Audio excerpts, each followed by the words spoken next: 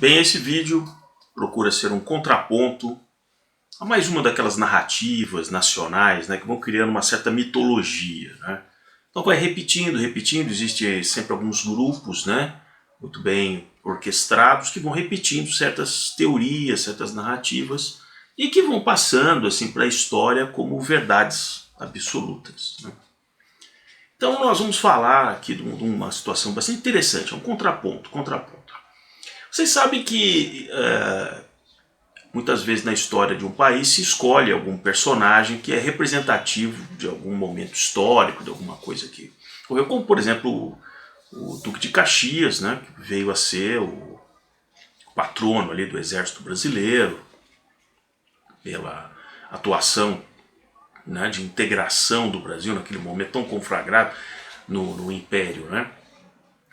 Nós temos também uma figura como Santos Dumont, né, que apesar de ter conseguido seu maior feito até fora do Brasil, mas ele efetivamente inspirou, né, toda uma evolução tecnológica com relação à aviação, se tornando o patrono da aviação brasileira. Pois é, agora, então o contraponto que nós vamos fazer aqui no canal, e peço para aqueles que gostarem, por favor, não esqueçam de colocar o joinha para quem estiver chegando no Modernidade e Ciência, onde eu faço também uma análise, uma mescla de modernidade, um pouco de sociologia, um pouco de ciência política, assim sucessivamente. Então vamos falar aqui do patrono da educação brasileira. Existe um patrono da educação brasileira desde 2012. 2012 finalmente carimbaram como patrono da educação brasileira. Apesar, né, de que pessoas que conviveram e estudam a obra, né, estou falando de quem? Do Paulo Freire, né, dizem que ele não implantou esse método dele aqui no Brasil. Ele não conseguiu implantar aqui, porque ele teve que ser exilado. Então, mesmo assim, ele acaba sendo o patrono da educação brasileira. Então é interessante porque, mesmo sem implantar o método realmente no seu país, você acaba sendo o patrono da coisa. Então nós vamos ver o seguinte. Por que eu digo da questão da mitologia, da repetição? Então tem um cidadão aqui, uma universidade alemã, que diz assim: a influência de Paulo Freire na Alemanha é muito grande. Eu gosto muito dessas frases vagas. É grande quanto? É grande quanto? É grande só na sua cabeça? Só porque você está implantando isso no instituto que leva o nome dele? Então é claro que ele vai dizer, não, inclusive eu tive a oportunidade, fiz um trabalho no Brasil de alguns anos, eu o conheci e tal, tudo e tal. Então, não, mas eu quero saber o quanto é grande, né, em percentual do método educacional alemão, né, que não é novo, né? Acho que não é novo, né?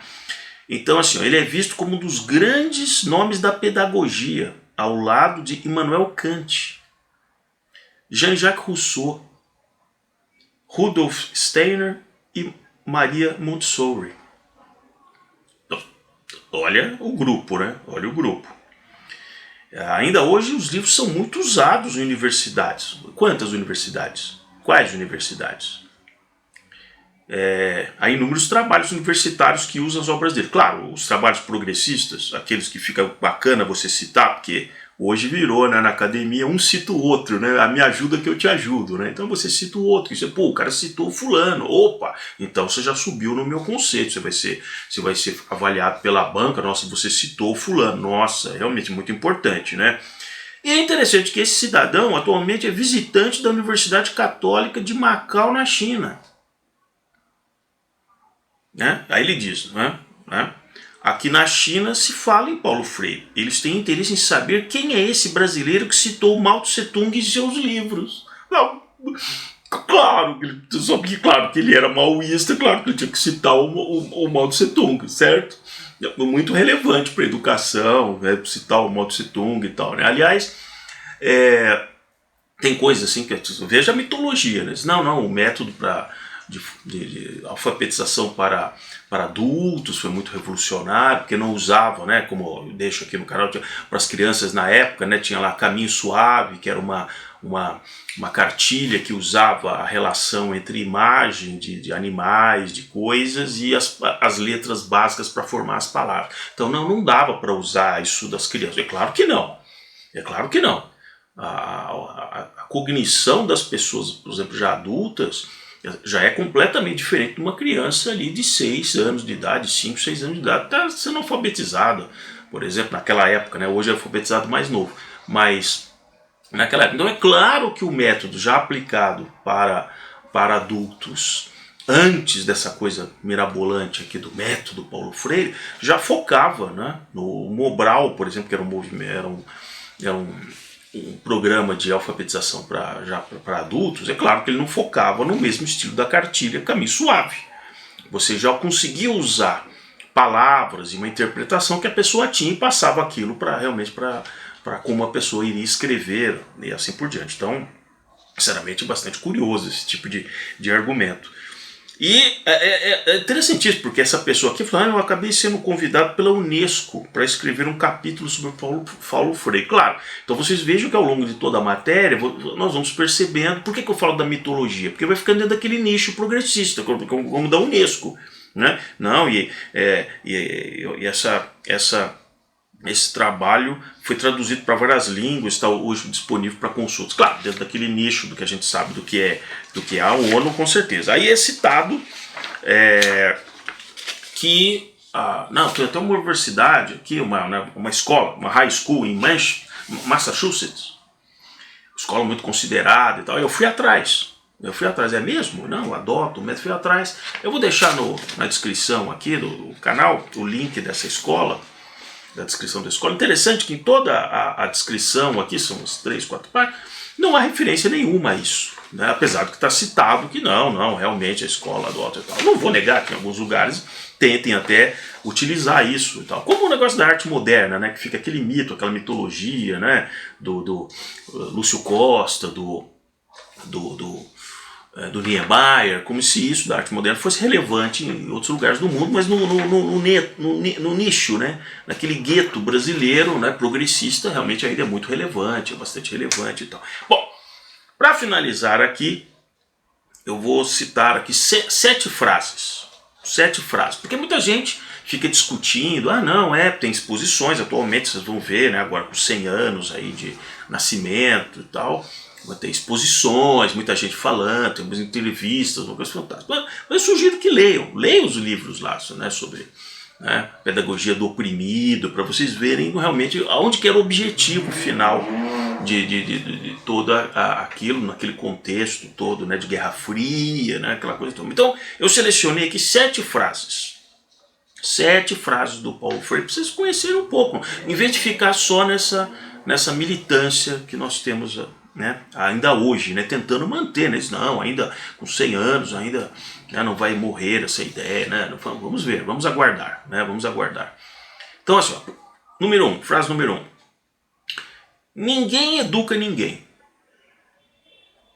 Curioso, vindo do educador, né? Ninguém educa ninguém. Vírgula. Ninguém educa a si mesmo. Ninguém educa a si mesmo. Então, ninguém educa ninguém, ninguém educa a si mesmo. Os homens se educam entre si. Ninguém educa ninguém, ninguém educa a si mesmo, os homens se educam entre si, mediatizados pelo mundo. Número 2. Quando a educação não é libertadora, então, evidentemente, existe educação que é libertadora e não libertadora, porque é citado quando a educação não é libertadora. Sei. O sonho do oprimido é ser o opressor. Então, quando a educação não é libertadora para onde? Né? Então, quer dizer, vamos dizer que agora é a educação libertadora, né? Aliás, tinha uma presidenta que falava em pátria educadora, né? Então, assim, o sonho do oprimido é ser o opressor. Eu acho que naqueles tempos, né, da União Soviética e tal, realmente o pessoal pensava realmente assim, né? Aliás, os comunistas chineses também faziam isso, né? Você vai para o campo lá de concentração, né, para reeducação. Você vai ser reeducado. Né? Não tem aquela questão, né, que também tinha uma frase cretina no meio do século XX que dizia que só o trabalho vai te libertar, então, umas coisas assim. Então, uma coisa libertadora, né? Bom, a educação, olha esse ponto, a educação, vírgula, qualquer que seja ela, a educação, qualquer que seja ela, é sempre uma teoria do conhecimento posta em prática. A educação, qualquer que seja ela, é sempre uma teoria do conhecimento posta em prática. Outra frase realmente assim, uma profundidade. Vocês entendem que isso tudo parece aquelas referências circulares, elas voltam sempre no mesmo ponto e não vão a lugar nenhum? Bom, vamos aqui para a quarta frase. Ninguém liberta ninguém. Essa aqui já é mais profunda. Ninguém liberta ninguém. As pessoas se libertam em comunhão. Olha que interessante. Por trás está quem? É o Estado, né? As pessoas se libertam em comunhão. Mas quem é que reúne essa comunidade? Quem reúne essa comunidade? O Estado, deve ser, né? Deve ser. Então essa também foi profunda, né? Ninguém liberta ninguém. As pessoas se libertam em comunhão. Quinta frase. Me movo como educador por quê? Primeiro, me movo como gente. Não é outra frase de referência circular fantástica? Me movo como educador porque primeiro me movo como gente. Sempre tem esse conceito, essa coisa, né, circular, você volta sempre ao mesmo ponto, que é claro que ele podia dizer assim, me movo como gente, porque primeiro me movo como gente. Então, no começo só colocou a palavra, encaixou a palavra educador para voltar na questão como gente. Sexta aqui. Ensinar não é transferir conhecimento. Veja essa frase. Ensinar não é transferir conhecimento. Seria o que então? Mas, então vem a argumentação. Ensinar não é transferir conhecimento, mas criar as possibilidades para a sua própria produção ou a sua construção. Vou repetir. Ensinar não é transferir conhecimento.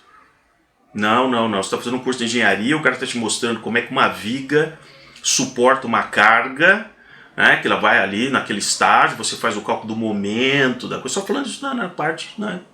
Não, o professor que está ali de cálculo estrutural, ele não está passando o conhecimento. Não. Ele cria as possibilidades para a sua própria produção ou a sua construção. Como se ele dissesse, não, estou aqui, Deus, parando, agora vocês se viram aí, vocês vão chegar lá. Então, muito. Agora, vou terminar aqui com a sétima frase que eu selecionei aqui, porque essa é que eu achei fantástica. Essa é fantástica, ó. Lavar as mãos do conflito. Educador, hein? Educador, uma coisa assim e tal, mas veja que sempre voltam certos temas. Assim, ó. Lavar as mãos do conflito entre os poderosos e os impotentes. Lembra da pedagogia do oprimido, né? Então, voltando, ó, lavar as mãos do conflito entre os poderosos e os impotentes significa ficar do lado dos poderosos, não ser neutro. Lavar as mãos do conflito entre os poderosos e impotentes significa ficar do lado dos poderosos, não ser neutro. O educador tem o dever de não ser neutro. Interessante, não? No contexto que estava sendo escrito. Você não pode ser neutro. Não, você não pode ser neutro. Você como educador. Não. Você tem que ser um reformador. Você tem que ser um reformador, porque se você ficar neutro, né, se for ali simplesmente para dar a sua aula, aquela matéria, cumprir o programa, você vai ficar do lado dos poderosos. Então você, como educador, não pode ser neutro. E ainda tem gente que não acredita, né, no marxismo cultural, né, toda a lacração educacional que há. Tá certo? Então é isso. Apenas um contraponto que eu queria fazer aqui nesse vídeo.